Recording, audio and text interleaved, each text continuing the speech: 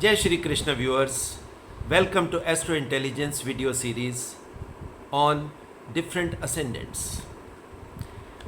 उसी श्रृंखला को आगे बढ़ाते हुए दर्शकों ने जो सबसे ज़्यादा डिमांड मेरे को भेजी, उन्होंने कहा कि सर तुला लग्न को आप डिस्कस कीजिए। सो दर्शकों, आप सबकी आज्ञा को मानते हुए आज हम डिस्कस करेंगे तुला लग्न यानी कि लिब्रा असेंडेंट। दर्शकों, यहाँ पर मैं आपको एक बात क्लियरली बता दूं कि तुला लग्न ये सबसे ज़्यादा मिस्टीरियस लग्न है।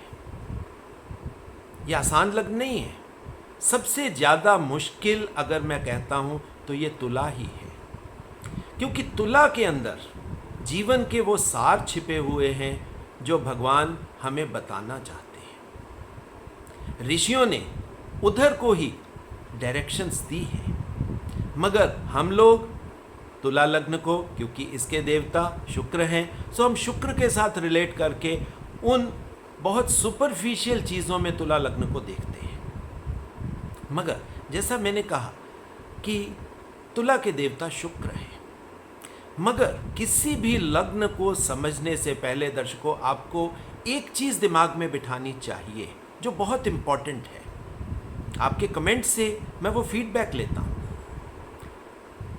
कि कौन सी चीज़ सबसे इम्पॉर्टेंट है। वो है कि कोई भी लग्न होगा, अगर आप उसे काल पुरुष कुंडली के रूप में समझने का प्रयास करेंगे तो आप डीप चीज़ों को पकड़ पाएंगे। ऋषियों ने ऐसे ही हमें काल पुरुष कुंडली नहीं दी। और काल पुरुष कुंडली होती क्या है? काल पुरुष कुंडली सीधी सीधी बात है, वो तो भगवान विष्णु की उस आदि पुरुष की जो एक्चुअल में अकाल पुरुष है, मगर हम काल के साथ बंधे हुए हैं, सो वर्ड काल पुरुष यूज किया जाएगा। अब काल पुरुष कुंडली में आप देखते हो कि प्रथम भाव, और जब हम लग्न की बात करते हैं तो तुला लग्न काल पुरुष कुंडली के प्रथम भाव के बिल्कुल नीचे है, उसके सप्तम में है। और तुला लग्न का नंबर भी तो 7 ही है। और 7 नंबर किसका होता है? जो लोग न्यूमरोलॉजी को जानते हैं, 7 नंबर तो मिस्ट्री नंबर है, मगर 7 नंबर हम सीधा सीधा समझ सकते हैं, हम 7 हैं। क्यों? हम सीधी बात समझते हैं कि अगर हम तुला लग्न को समझें, जैसा मैं हर वीडियो में आपको समझाता हूं कि आप नक्षत्र को बेस बनाइए, तब आपको चीज़ें समझ में आएंगी। अब तुला लग्न की शुरुआत चित्रा नक्षत्र से होती है। चित्रा पूरा नहीं आता, आधा। उसके बाद स्वाति नक्षत्र आ जाता है, और उसके बाद विशाखा का भी थोड़ा सा पार्ट इसमें आता है। ये तुला है, और तुला का मतलब ही एक स्केल है जिसके 2 पलड़े हैं, और दोनों पलड़े जब तक बराबर नहीं होंगे तब तक तुला तुला नहीं है। सो यहाँ पर जो बैलेंस वर्ड है, अब बैलेंस किसका करना है? अब आप इस बात को समझिए, किस चीज़ का बैलेंस करना है? क्या हमें उस शुक्र को बैलेंस करना है? अब ये बहुत बड़ी मिस्ट्री है। बैलेंस शुक्र को करना है, मगर यहाँ पर अगर आप एनर्जीज का खेल देखोगे, यहाँ पर शनि देवता एग्जॉल्ट कर रहे हैं। सो शुक्र को बैलेंस करने के लिए हमें शनि देवता फुल वैल्यू चाहिए, आधे अधूरे नहीं, फुल वैल्यू। यानी शनि देवता का वो डिसिप्लिन्ड अप्रोच। अब जैसे मैंने अपनी बात को शुरू किया था काल पुरुष कुंडली, अब काल पुरुष कुंडली तो भगवान विष्णु की है, और हम मानते हैं कि सप्तम भाव किसी भी कुंडली का, हम कहते हैं अगर हमें अपने आप को, अपने अक्स को देखना है, अपने बेटर हाफ को देखना है। अक्स का मतलब है आपका मिरर इमेज, और साथ में वर्ड यूज हो जाता है बेटर हाफ, यानी विष्णु भगवान का अक्स और विष्णु भगवान का बेटर हाफ तुला है। अब तुला में आप देखोगे कि चीज़ क्या है, तुला में अब ये दोनों चीजें इकट्ठी मिलेंगी आपको, क्योंकि जब तुला लग्न बन जाएगा, अब लग्न में प्रथम भाव तो परमानेंट एंटिटी है, तो भगवान विष्णु तो आ ही गए। भगवान विष्णु आ गए, अब भगवान विष्णु का अक्स भी उसी में आ गया। अब ये चीज क्या है, ये मिस्ट्री क्या है, अब आप इस चीज को समझिए। हर इंसान, वो चाहे हम उसको मेल के रूप में, पुरुष के रूप में देखते हैं, या फीमेल के रूप में जिसे हम शक्ति कह देते हैं, यानी कि पुरुष और शक्ति का मिश्रण है।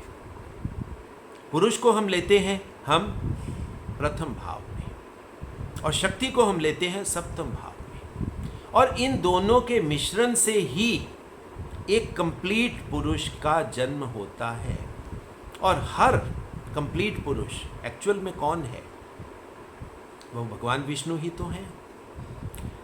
भगवान विष्णु के अर्धनारीश्वर कॉन्सेप्ट को आप समझने का प्रयास करें, जिसमें आधा मेल है, आधा फीमेल है।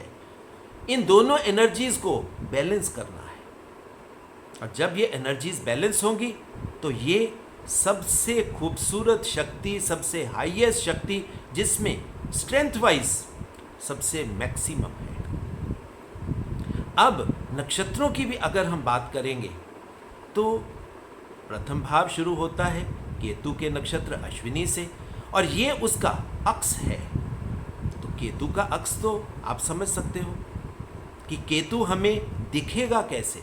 दिखने के लिए वो जो चित्र बनता है वो ही तो चित्रा नक्षत्र है, मगर वो चित्र आधा है, पूरा नहीं है, आधा है, अर्धनारीश्वर का है।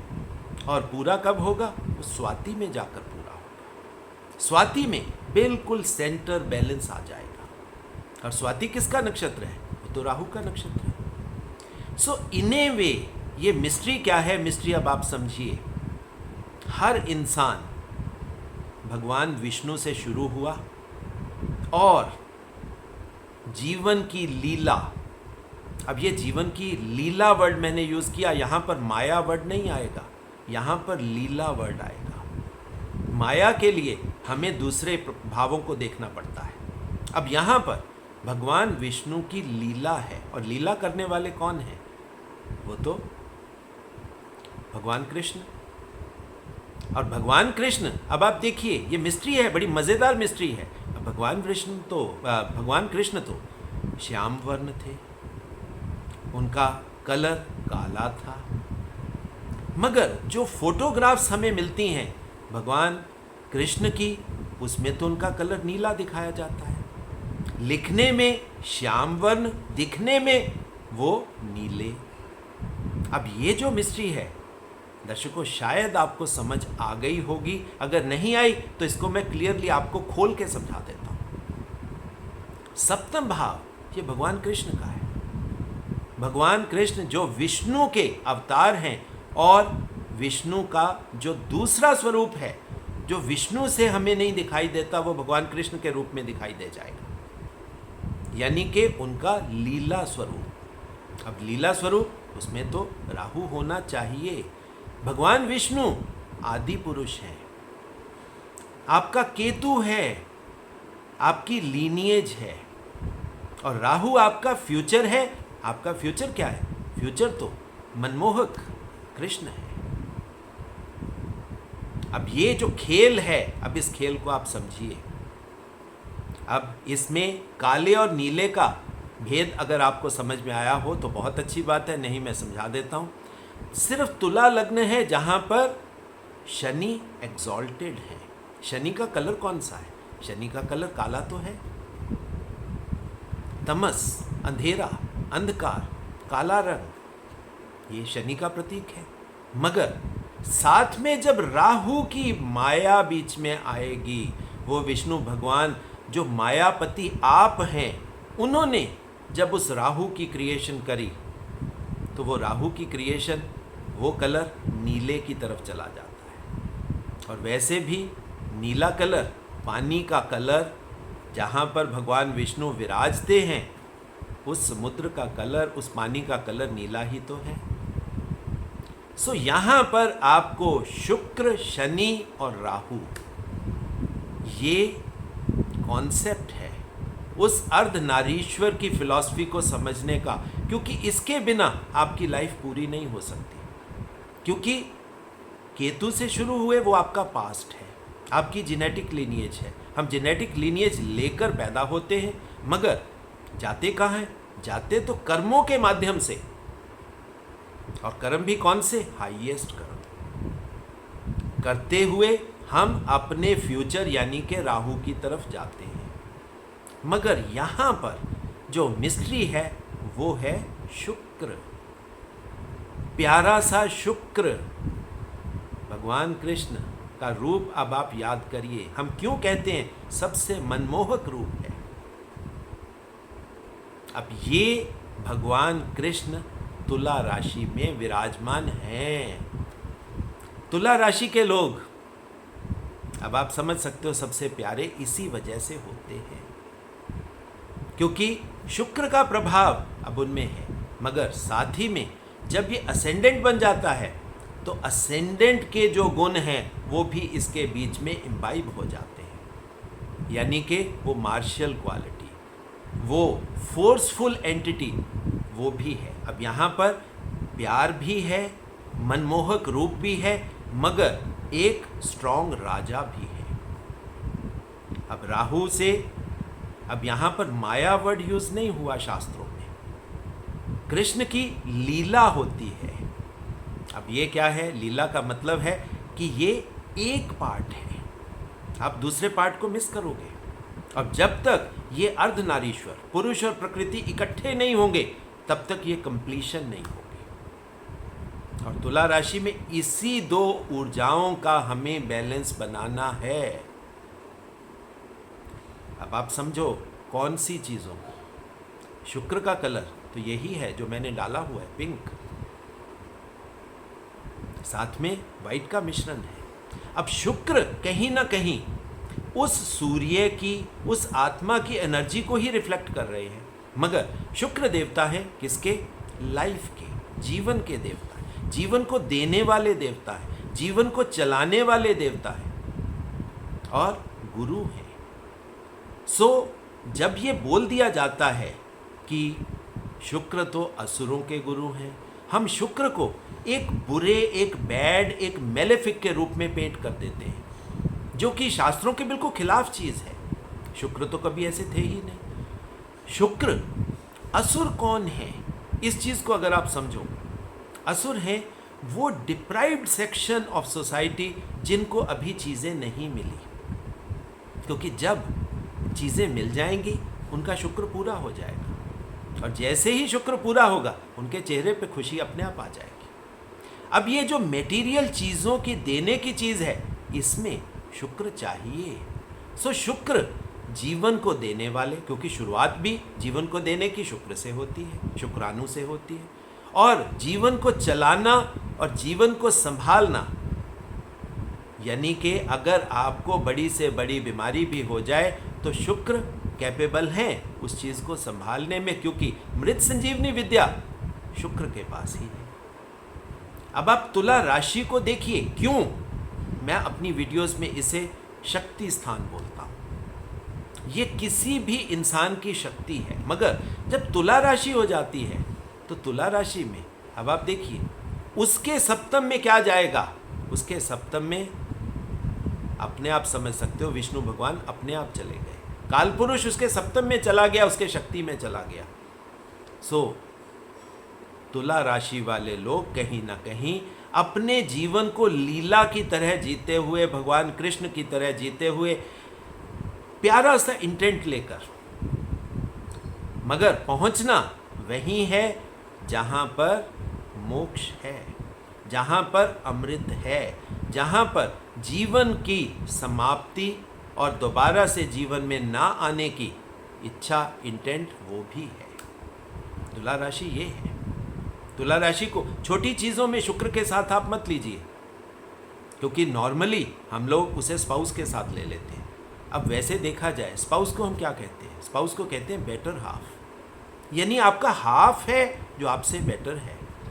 तो भगवान कृष्ण आपका आधा है, मगर आपसे तो बेटर ही है। सो ये जो बेटर हाफ का भी कॉन्सेप्ट है, इसी वजह से सप्तम को हम अपने पार्टनर के रूप में, अपने स्पाउस के रूप में भी देखते हैं। और तुला राशि में आपको यही तो करना है, कर्म के माध्यम से आपको वो बैलेंस बनाना है। अब भगवान कृष्ण ने यही तो सब कुछ सिखाया, यही तो समझाया कि आपका जो लोग भगवान कृष्ण की गीता को अच्छे ढंग से समझते हैं, वो एक सेंटेंस में गीता के डीपर फिलॉसफी को समझा देते हैं। और वो फिलॉसफी बहुत सिंपल है, हालांकि बहुत डीप है, कि आपके कर्मों का फल आपके इंटेंट से निर्धारित होता है। और ये भाव, ये लग्न सबसे इंपॉर्टेंट है, क्योंकि लग्न तो किसी भी चार्ट का सबसे इंपॉर्टेंट जगह होती है। और यहाँ पर इंटेंट क्या है? इंटेंट तो शुक्र है, क्योंकि शुक्र देवता है। और शुक्र ये चाहते हैं कि आप दीनहीन कभी ना रहो, आप स्ट्रांग बनो, क्योंकि यहाँ पर लग्न की वजह से वो जो मार्शल इंटेंट है कि आप स्ट्रांग बनो, मगर प्यारे बनो। अब कृष्ण भगवान स्ट्रांग भी हैं मगर प्यारे भी हैं। मगर एक चीज़ देखिए, कर्म, कृष्ण भगवान की पूरी लाइफ कर्म पे आधारित है, मगर उनका कर्म जो ऋषियों ने हमें समझाया कि आप कर्म को ऐसे करो कि वो लीला बन जाए, इम्प्रिंट ना छोड़े, लीला बन जाए, खेल बन जाए। अब खेल हम किसको कहते हैं? माया का खेल ही तो है वो स्वाति नक्षत्र का खेल ही तो है, जिसमें शुरुआत, क्योंकि स्वाति की लीनिएज चित्रा नक्षत्र में पड़ी है। सो मन में वो ईगो, वो मैं का इंटेंट तुला राशि वालों में होगा। स्ट्रांग है ये लग्न, ये वीक लग्न नहीं है। यहाँ पर हाईएस्ट पोटेंशियल वाले लोग आपको मिलेंगे। और जब भी आपको दर्शकों कोई लग्न को डिस्कस करना है या समझना है, आप एक बात को समझ लेना कि आप, क्योंकि जो ऋषियों ने हमें पढ़ाया, समझाया कि ज्योतिष को काल पुरुष कुंडली के कॉन्सेप्ट से ही समझो। सो काल पुरुष कुंडली में तो विष्णु भगवान बैठे हैं। आप ये समझो कि अब विष्णु भगवान में जब तुला लग्न आएगा तो विष्णु भगवान में शुक्र के साथ एग्जॉल्टेड सैटर्न का वो भी फ्लेवर बीच में आ जाएगा, प्लस चित्रा का, स्वाति का और विशाखा का इंटेंट भी भगवान विष्णु में आ जाएगा। ये है तुला लग्न। और जितने भी आगे वाले भाव होंगे, आप समझो कि भगवान विष्णु जो तुला लग्न वाले हैं, शुक्र प्रधान हैं, शनि प्रधान हैं, राहु उनमें है, फ्यूचर का पूरा इंटेंट है, यानी कि पास्ट और फ्यूचर का बैलेंस है ये तुला लग्न। इसी वजह से ये ज़ोडिएक का 180 डिग्री का पार्ट है, बहुत इंपॉर्टेंट है तुला लग्न। इसी वजह से दर्शकों, मैंने तुला लग्न के लिए बीच में आप देखोगे काफ़ी गैप ले लिया, क्योंकि इसको समझाना आसान नहीं था, इसकी तैयारी भी आसान नहीं थी। और सबसे बड़ी बात कि शुक्र सबसे बड़े गुरु हैं। शुक्र को आप छोटा मत मानिए, एज में भी वो सबसे बड़े गुरु हैं। ऋषियों की बहुत बड़ी लीनियज शुक्र के साथ है। शुक्राचार्य, आप देखिए जो सप्तऋषि थे, सप्तऋषि के कौन से ऋषि की जेनेटिक लीनियज शुक्राचार्य के पास है। सो शुक्राचार्य को आजकल जो गलत पेंट कर दिया जाता है, नेगेटिव मेलेफिक पेंट कर दिया जाता है, शुक्र के साथ दुनियावी चीज़ें, डिज़ायर्स, लस्ट, ये चीज़ें एडअप कर दी जाती हैं। देखिए ये बहुत छोटा पार्ट है, बहुत सुपरफिशियल पार्ट है, मगर शुक्र की जो डीपर डायमेंशन है। अब आप शुक्राचार्य की लाइफ को देखिए कि शुक्राचार्य ने अपनी पूरी लाइफ में क्या किया। उन्होंने जो कुछ भी अचीव किया, साधना के माध्यम से अचीव किया। शुक्राचार्य की ज़िंदगी को पढ़िए, वो उनको जहाँ कहीं भी रिजेक्शन मिलती थी समाज से, तो वो क्या करते थे? वो मन में पूरा ठान लेते थे कि अब मेरे को क्या करना है, साधना करनी है और भगवान विष्णु से, भगवान शिव से वो वर प्राप्त करने हैं जो शुक्राचार्य को सबसे बड़ा स्थापित कर देंगे। मगर शुक्राचार्य ने कभी अपने आप के लिए कुछ नहीं लिया, अपने शिष्यों के माध्यम से ही मांगा। अब आप शुक्राचार्य की अगर आप लाइफ को देखोगे तो साधना का मतलब ही किसी दूसरे के लिए होता है। भगवान कृष्ण की भी लाइफ में आप वो क्लेवर इंटेंट देख सकते हो कि भगवान कृष्ण ने भी लोगों को देने के लिए डिफरेंट रूप भी अपनाए। भगवान कृष्ण ने क्लेवर इंटेंट के साथ वो रणछोड़ दास की जो स्टोरी है वो भी आप याद कर लें। वो भी महाभारत को होने के लिए, क्योंकि उसका होना ज़रूरी था, सो केतु और राहु का पूरा बैलेंस उन्होंने यहीं से बना दिया। क्योंकि अगर भगवान कृष्ण उस समय जगह छोड़कर, रन छोड़कर द्वारका ना जाते तो क्या महाभारत होती? और अगर महाभारत ना होती, क्या हमें वो अच्छे और बुरे की शिक्षा मिल पाती? हमें कर्म फल का सिद्धांत समझ में आ पाता? हमें गीता मिल पाती? अब ये तुला राशि की वजह से ही संभव हो सकता है। या आप समझ सकते हो शुक्राचार्य विद शनि जो साधक है, प्लस राहु जिसको उस अमृत का पता है। अब भगवान कृष्ण ने आपको हमेशा मोक्ष के बारे में बोला। ये लीनिएज है जो आपको समझनी है। काल पुरुष कुंडली भगवान विष्णु वो आपका पास्ट है और भगवान कृष्ण आपका फ्यूचर है। ये सीधा सीधा तुला राशि का एनालिसिस है। अब दर्शकों मैं आपको डिफरेंट भाव समझा देता हूँ कि तुला राशि वाले जो जातक होंगे वो अपने आप को कैसे समझें। यहाँ पर मैंने आपको बता दिया, जब तुला राशि असेंडेंट में लग्न में चली जाती है, यानी कि तुला लग्न वाले लोग, अब वो भगवान विष्णु और भगवान कृष्ण का मिक्सचर बन जाएंगे। दोनों इंटेंट आपको दिखेंगे और दोनों इंटेंट, अब उसके कॉन्टेक्स्ट में आपको दूसरे भाव को समझना है कि भगवान विष्णु या भगवान कृष्ण के परिवार में क्या हो सकता है। अब ये हल्की एनर्जी तो है नहीं, राजा हैं, बहुत बड़े राजा हैं, अवतारी पुरुष हैं, ऊपर से भगवान की पूरी अनुकंपा है। तो ऐसे इंसान के घर में आप देखोगे वो मार्शियल कैरेक्टर तो मिलेगा, साथ में वो अपने परिवार में रहकर ही चीज़ों को एक्सप्लोर करेंगे, वहीं से सीखेंगे। अब भगवान कृष्ण की स्टोरी को याद कर लीजिए आप। भगवान कृष्ण ने जब वो छोटे बच्चे थे, छोटे बच्चे उन्होंने क्या क्या खेलें खेली, कैसे कैसे चीज़ों को सीखा, कैसे कैसे असुरों का वध किया, किस तरह दुनिया में चले। आप देखो कि कहीं ना कहीं तुला लग्न वालों के लिए उनके परिवार में उसी तरह के एक्सपीरियंसेस मिलेंगे। क्यों? क्योंकि वहाँ पर उनको स्ट्रॉन्ग बन के दुनिया को दिखाना है। ऑब्स्टेकल्स बड़ी मिलेंगी, सेकंड हाउस को हम मानते हैं ऑब्स्टेकल्स है, मगर साथ में जहाँ पर तुला, शुक्र, भगवान विष्णु, भगवान कृष्ण ये वर्ड ऐड हो गए तो वहाँ पर संपन्नता तो अपने आप आ जाएगी। संपन्नता का तो कोई प्रॉब्लम ही नहीं, क्योंकि वैसे भी आप समझिए तुला लग्न वालों के लिए उनका द्वितीय भाव का लॉर्ड तो हमेशा ही शुक्र ही होता है। मगर अगर हम राशि के हिसाब से बात करेंगे तो तुला राशि वालों के लिए सेकंड भाव में मंगल देवता आ जाएंगे और वो डीपर चीज़ों को एक्सप्लोर करेंगे। मगर जो उनका तरीका होगा वो बहुत प्यार भरा होगा, क्योंकि वीनस का वहाँ पर प्रभाव है। अब आप भगवान कृष्ण की स्टोरीज याद कर लीजिए, उन्होंने कितनी ऑब्स्टेकल्स को विन ओवर किया, मगर चेहरा उनका वही मनमोहक छवि, मनमोहक मुस्कान, हंसते हुए उन्होंने लाइफ की शुरुआत करी। सो ये है तुला राशि का द्वितीय भाव। अब तुला राशि के तृतीय भाव में जब आप जाओगे, अब आप देखो वहाँ पर क्या मिलेगा।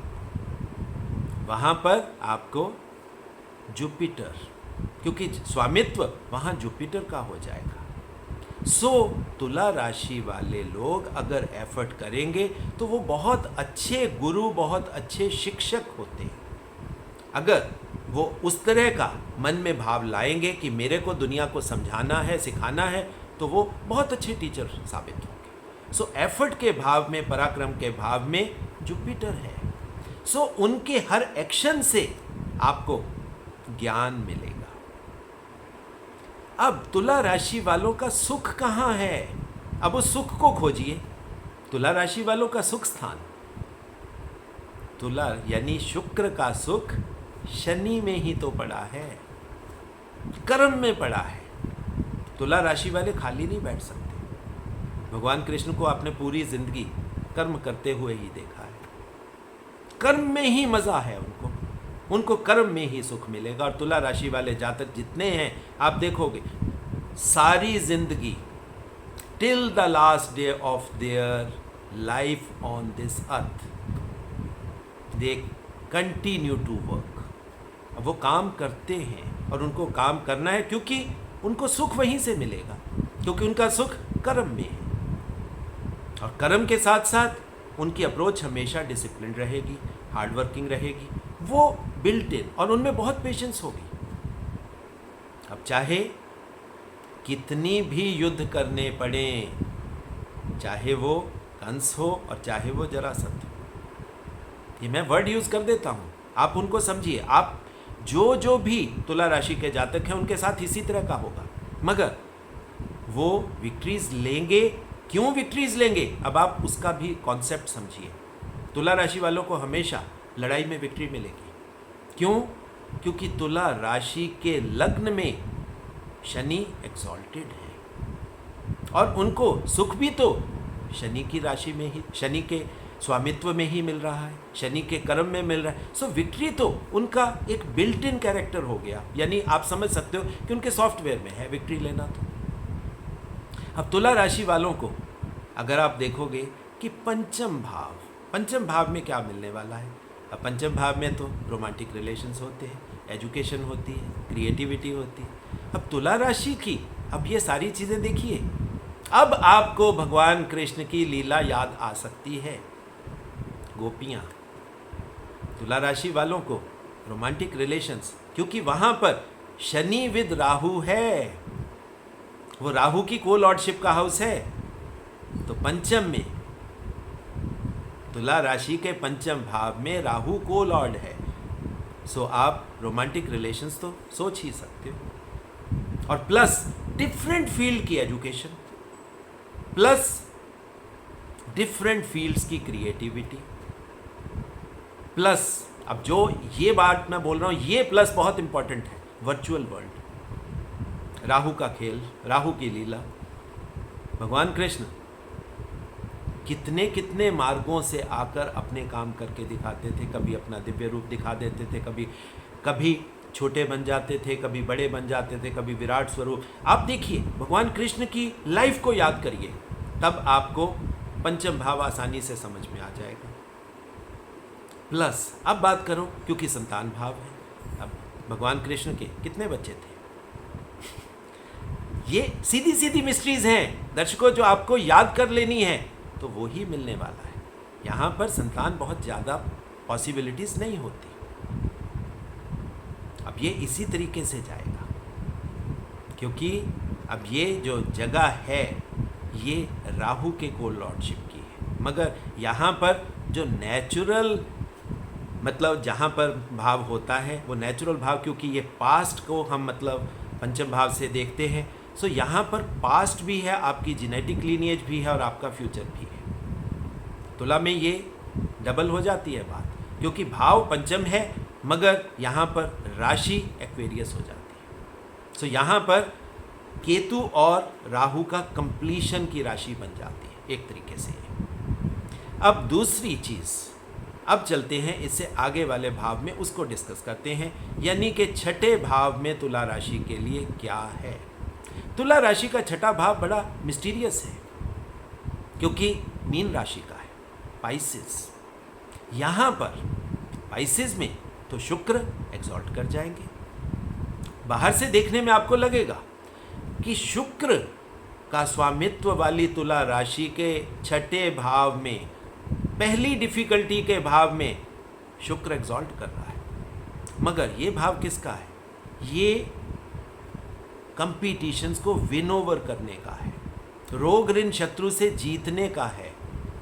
और इसमें शुक्र ही तो है जिसके माध्यम से आप रोग ऋण शत्रु को, आपको हंसते हंसते, जो कर्मों के माध्यम से आपको चीज़ें मिली, आपको हंसते हंसते उनको झेलना है, उनके ऊपर विक्ट्री प्राप्त करनी है, उस कंपटीशन को जीतना है जो आपको मिलेगा। मगर आपकी अप्रोच शुक्र प्रधान ही होनी चाहिए। प्लस यहाँ पर क्या है, बुध डेबिलिटेट करेंगे।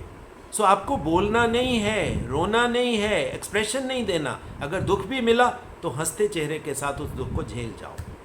कोई आपसे मिले, हंस के बोलो कि बहुत अच्छा चल रहा है, भगवान का पूरा आशीर्वाद है, पूरी कृपा है परमात्मा की हमारे ऊपर। और आप देखोगे कि आपके वो जो दुख है वो भी उसी मुस्कान के साथ कटने शुरू हो जाएंगे। अब चलते हैं तुला राशि के सप्तम भाव में। तुला राशि का सप्तम भाव ये दूसरी मिस्ट्री है, क्योंकि यहाँ पर उसका दूसरा हाफ, जिसको नॉर्मल में हम बेटर हाफ कहते हैं, वो यहाँ पर आ गया। यानी कि भगवान विष्णु यहाँ आ गए। ऊपर थे भगवान कृष्ण, अब यहाँ पर भगवान विष्णु आ गए। बहुत स्ट्रॉन्ग जोन क्रिएट हो गया। यहाँ पर अब आपकी लीनिएज है, आपकी कार्मिक अकाउंट है यहाँ, क्योंकि केतु है यहाँ, अश्विनी नक्षत्र है। सो आप सोच सकते हो कि आपकी पत्नी जो होगी उसका संबंध आपके पिछले जन्मों से होगा। मगर ये भी एक बात है कि आपकी पत्नी आपके लिए शक्ति बन जाएगी। शक्ति स्थान है तो वो शक्ति बन जाएगी। और शादी के बाद तुला राशि वालों का हमेशा एलिवेशन ही होगा, क्योंकि किसी को भी पत्नी के रूप में भगवान विष्णु की एनर्जी, उतनी बड़ी ऊर्जा मिल जाए तो आप समझो उसको तो सब कुछ मिल गया। अब चलते हैं एक भाव आगे, अष्टम में, जो बहुत इंपॉर्टेंट भाव है, साधना का भाव है, हम मृत्यु का भाव भी कह देते हैं। मगर मैं मृत्यु को बहुत ज़्यादा इंपॉर्टेंस कभी नहीं देता, क्योंकि जीवन मृत्यु से ज़्यादा बड़ी घटना है। सो मृत्यु के बारे में डर डालना, मृत्यु से डराना, मृत्यु तो एक सच्चाई है जो सबके साथ आनी है, और जिस दिन आनी है वो आप क्या कर सकते हो, वो आपका सब्जेक्ट ही नहीं है। उसके बारे में सोच के भी कोई क्या करेगा। हाँ, उसको जानो, उसको समझो, मगर उसको समझने के लिए रास्ता तो एक ही है, और वो है साधना का रास्ता। अब यहाँ पर देखिए, अष्टम में फिर देवता कौन बन गए, स्वामी कौन बन गए? दोबारा से शुक्र ही तो बन गए। अब यहाँ पर साधना भी शुक्र से ही होगी। सो यहाँ पर तुला राशि वाले लोग तंत्र मंत्र हर तरह से साधना कर सकते हैं। वो माँ के स्वरूप की भी साधना कर सकते हैं, क्योंकि शुक्र है। शुक्र का संबंध अब आप सोच सकते हैं, यानी कि उनकी साधना में वो ही ऊर्जाएं जाएंगी और उन्हीं के माध्यम से उनकी एलिवेशन होगी। अब अगले भाव में चलते हैं, यानी कि गुरु भाव में, नवम भाव में। अब नवम भाव में यहाँ पर आप देखिए देवता कौन बन गए? नवम भाव में देवता बन गए बुध, इमेच्योर बुध। अब गुरु के घर में इमेच्योर बुध, मगर ये चीज़ बड़ी खूबसूरत होती है जब आप ऐसे सोचो। इमेच्योर बुद्धि का मतलब क्या हुआ कि आप में इंक्विजिटिवनेस बहुत है, सीखने की क्षमता बहुत है, जैसे छोटे बच्चे में होती है। और तुला राशि वाले पूरी ज़िंदगी इसी तरीके से एक छोटे बच्चे की तरह, एक अच्छे शिष्य की तरह वो एजुकेशन लेते रहेंगे, सीखते रहेंगे, ज्ञान प्राप्त करते रहेंगे, और उसी के माध्यम से वो ज्ञान आगे देंगे। अब ये बहुत बड़ी जेनेटिक लीनिएज की बात है पीछे इनके, क्योंकि जुपिटर से पीछे से, क्योंकि नवम भाव हम पास्ट से संबंधित लेते हैं। सो पीछे इनके जुपिटर पड़ा है, मगर इस जन्म में भी वो पूरा सब कुछ सीख रहे हैं, पूरी जीवन की चीज़ों को समझ रहे हैं। भगवान कृष्ण ने, अब आप देखिए, उन्होंने कभी नहीं कहा कि मैं भगवान हूँ, मैं अवतारी पुरुष हूँ। कोई भी ऋषि आता था, कोई होता था, वो एक छोटे बच्चे की तरह, उनका स्वभाव को आप देखिए, छोटे बच्चे की तरह। ये है तुला राशि, अगर आप तुला राशि को समझोगे। अब तुला राशि के कर्म में क्या है, कर्म स्थान में क्या है? कर्म स्थान में आप देखिए, मन है, चंद्रमा है, इमोशंस है। तुला राशि वाले जातक कर्म करेंगे, पूरे मन से करेंगे, पूरे भावनाओं से करेंगे। भगवान कृष्ण ने आप देखिए हमेशा यही तो किया। उनके हर कर्म में आपको वो भावपूर्ण, भावनापूर्ण इंसान, या मतलब उस चीज़ की झलक मिलेगी जिसमें भावनाएं होंगी। वो अगर लड़ाई भी कर रहे हैं तो उनमें देने की भावना है, समझाने की भावना है। आप देखिए, अगर कोई लड़ाई के बाद या लड़ाई से पहले शरणागत हो गया तो भगवान कृष्ण का स्वरूप क्या होता था? वो उसको मोक्ष प्रदान करते थे, कोई नेगेटिविटी नहीं। कितना स्वच्छ मन, कितना निर्मल मन। क्यों? अब ये निर्मल मन का कॉन्सेप्ट कहाँ से आया? क्योंकि निर्मल मन यहाँ पर, क्योंकि जब हम भाव की बात करते हैं तो भाव तो शनि का ही है, क्योंकि कर्म का भाव है। मगर यहाँ पर मन, नॉर्मली कह दिया जाता है कि शनि और पानी मिलकर, मतलब चंद्रमा मिलकर ये विषयोग बनाते हैं। ये दर्शकों बहुत भ्रांतियाँ हैं जो हमारे ज्योतिष में चल रही हैं। अब साधना करके जो मन बनेगा वो तो निर्मल होगा, वो तो पवित्र होगा, उसमें विष हो ही नहीं सकता। और तुला राशि वालों के साथ यही बात है कि उनके मन के अंदर मैल नहीं होती। अब तुला राशि के हम इच्छा पूर्ति भाव, यानी कि उनके एकादश भाव को समझने का प्रयास करते हैं। अब यहाँ पर तुला राशि वालों की इच्छा पूर्ति होती है सूर्य से, आत्मा से, राजा बनने से। भगवान कृष्ण कहाँ पैदा हुए, क्या क्या उनके जीवन में हुआ, मगर उनकी इच्छा पूर्ति राजा बनने से हुई। उन्होंने अपने राज्य का निर्माण किया, जो पहले राज्य नहीं था, उन्होंने अपने राज्य का निर्माण किया। अब तुला राशि वालों को भी यही करना है, मगर इसमें ईगो नहीं आनी, क्योंकि ईगो आ ही नहीं सकती, क्योंकि उनको आत्मा का रास्ता पकड़ना है। हालांकि सूर्य के साथ हम ईगो की बात करते हैं, मगर यहाँ पर तुला राशि वाले जातक अगर राजा बनेंगे तो वो देने वाले राजा बनेंगे, सबसे प्यारे राजा बनेंगे।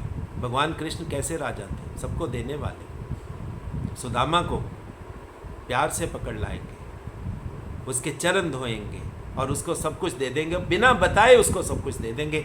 ये है तुला राशि। और ये करके भगवान कृष्ण को कितना आनंद मिला, कितनी उनकी इच्छा पूर्ति हुई। तुला राशि वालों का इच्छा पूर्ति का भाव ऐसा ही है, वो देंगे, बिना बताए देंगे और अपनी मस्ती में रहेंगे। अब तुला राशि का रिलीज भाव, विसर्जन का भाव, मुक्ति का भाव, वो कहाँ है? अब वो पड़ा है बुध देवता के सानिध्य में, कन्या राशि में। अब यहाँ पर आप देखिए एक बहुत खूबसूरत कॉन्सेप्ट बन जाता है कि तुला राशि वालों के लिए, कि उनको उस लर्निंग को, उस लर्निंग से उपजी हुई शिक्षा को, उस ज्ञान को बांट देना है, चैरिटी कर देनी है, क्योंकि ये भाव चैरिटी का है, देने का है। और प्लस क्योंकि जुपिटर यहाँ है, सो ज्ञान देने का है। जो भी ज्ञान तुला राशि वाले अर्जित करते हैं मृत्यु के समय या अपने जीवन में, वो सब कुछ बांट जाते हैं, दे जाते हैं, कुछ भी अपने साथ नहीं ले जाते। प्लस यहाँ पे आप देखिए, जो शुक्र तुला राशि का देवता है, उनके इस भाव में वो क्या हो गया? डेप्लीटेट कर गया।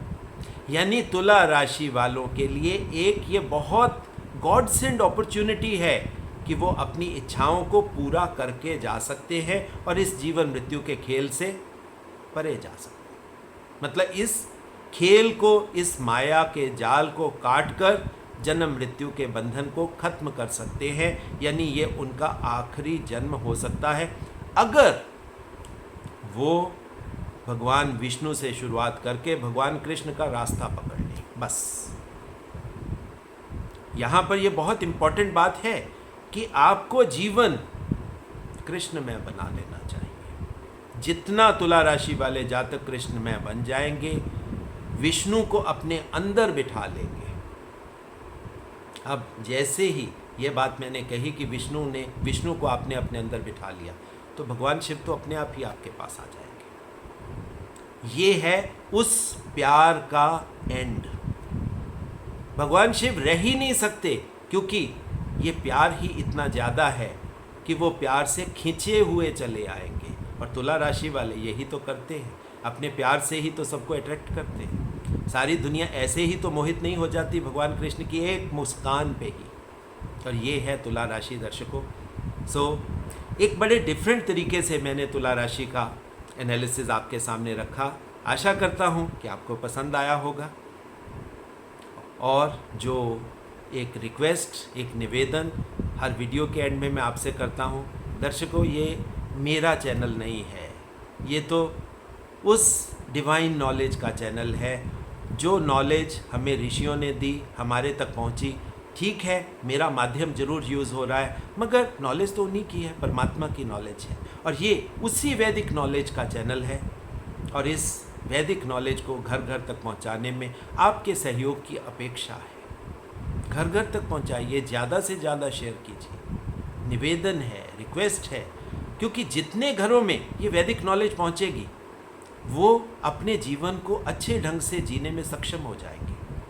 और जो दर्शक अपने चार्ट को एनालाइज करवाना चाहते हैं या हमारे इंस्टीट्यूट में नॉलेज लेना चाहते हैं, एजुकेशन लेना चाहते हैं, उन सब के लिए मेरा एक ही फ़ोन नंबर है, दैट इज़ 9881 दोबारा दर्शकों रिपीट कर देता हूँ, 9881 जिस पे आपका संपर्क मेरे बेटे मनु से होगा, उसी के माध्यम से आप मेरे से संपर्क स्थापित कर सकते हो। दर्शकों, बहुत बहुत प्यार, बहुत बहुत आशीर्वाद। और आशा करता हूँ कि अब हम कोरोना के आखिरी उसमें जा रहे हैं और ये धीरे धीरे इसी तरीके से भारत से अपने आप को बाहर निकाले, सारी दुनिया अच्छे तरीके से अपने जीवन को जिए, आनंद माने। लाइफ में जो जो भी आपकी इच्छाएं हैं वो सब आपकी पूर्ण हो। दर्शकों, बहुत बहुत आशीर्वाद और धन्यवाद।